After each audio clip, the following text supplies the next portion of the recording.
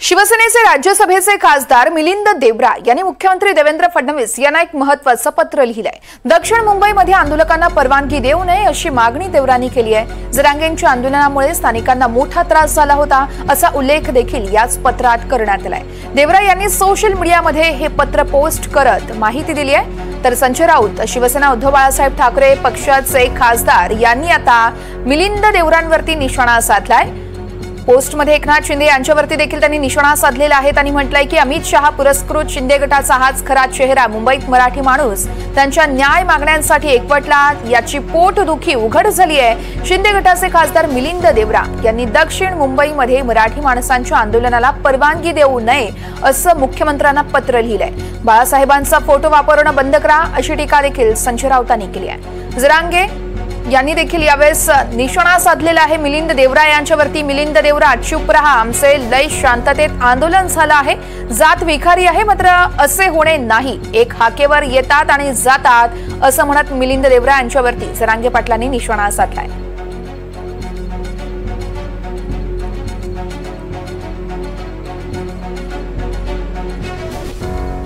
पक्षाचे खासदार आहेत,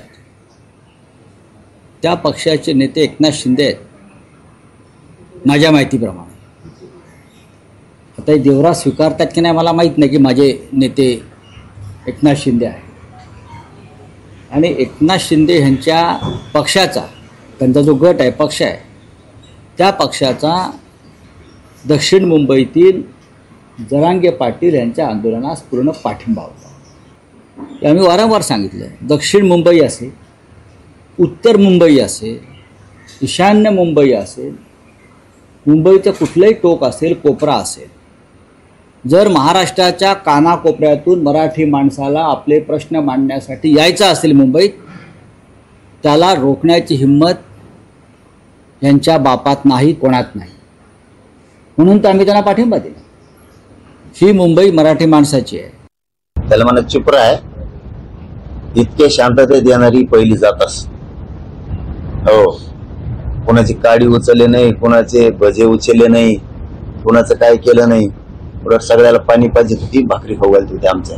अशी वापस येणारी शांततेत जात नाही। ही जात लई ई खारी आहे, लई विषारी आहे करायला लागल्यावर। पण अशी होणे नाही, पुन्हा असली जात होणे नाही।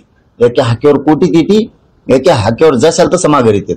तोटा जरी झाला तरी येतात आणि फायदा झाला तरी पण येतात, कारण त्यांना एक कळून चुकलंय।